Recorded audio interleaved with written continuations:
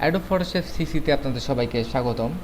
এর পূর্বে আপনারা যারা Adobe Photoshop CS6, CS4, CS5 বিভিন্ন ধরনের ভার্সন ব্যবহার করেছেন তারা হয়তো আবারও আশা করে এই ভার্সনটি কিনে নেবেন যারা হচ্ছে অ্যাডোব ফটোশপ সিসি শিখতে আগ্রহী।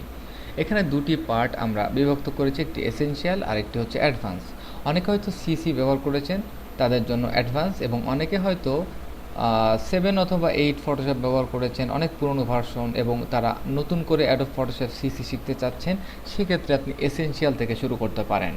আবার অনেকেই একদম নতুন যারা ফটোশপ পূর্বে ব্যবহার করেনি তাদের জন্য এই ফটোশপ সিসি ট্রেনিংটি প্রাপ্য। আসুন ভার্সন নিয়ে আলোচনা করা যাক। আমি অ্যাডোব ফটোশপ প্রথম যখন শিখেছিলাম তখন ভার্সনটি ছিল অ্যাডোব ফটোশপ 6 অথবা 5 পয়েন্ট সামথিং, আমার আসলে পুরোপুরি মনে নেই, তবে 6ই ধরা যাক। তো সেই 6 থেকে 7, 8 এবং 9 যেটিকে আমরা বলি সেটি অনেক সময় CS নামে পরিচিত।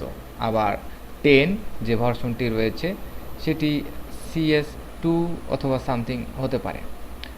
তো 11, 12, 13 এভাবেই কিন্তু ফটোশপ CS6 পর্যন্ত চলে এসেছে। এরপর ফটোশপ চেঞ্জ করে ক্রিয়েটিভ ক্লাউড নাম করেছে সিসি ভার্সনে। তো আসুন এই সিসি ভার্সন নিয়ে কীভাবে আমরা কাজ করতে পারি সেটি নিয়ে আর একটু আলোচনা করা যাক।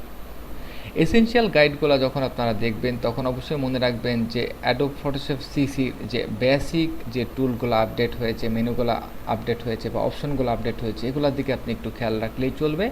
আর অ্যাডভান্স গাইড পুরোটাই ডিপেন্ড করবে আপনার কনসেপ্ট এবং আইডিয়ার পরে, যেখানে আমরা প্রজেক্ট ভিত্তিক আপনাদের দেখাবো কিছু টিউটোরিয়াল, এবং অনেকেই হয়তো পূর্বের যে আমাদের সিরিজগুলো রয়েছে অ্যাডোব ফটোশপ CS5, CS6, সেরকম এখানে আমরা কিছু অ্যাডভান্স প্রজেক্টের কাজ করব। তো ধন্যবাদ।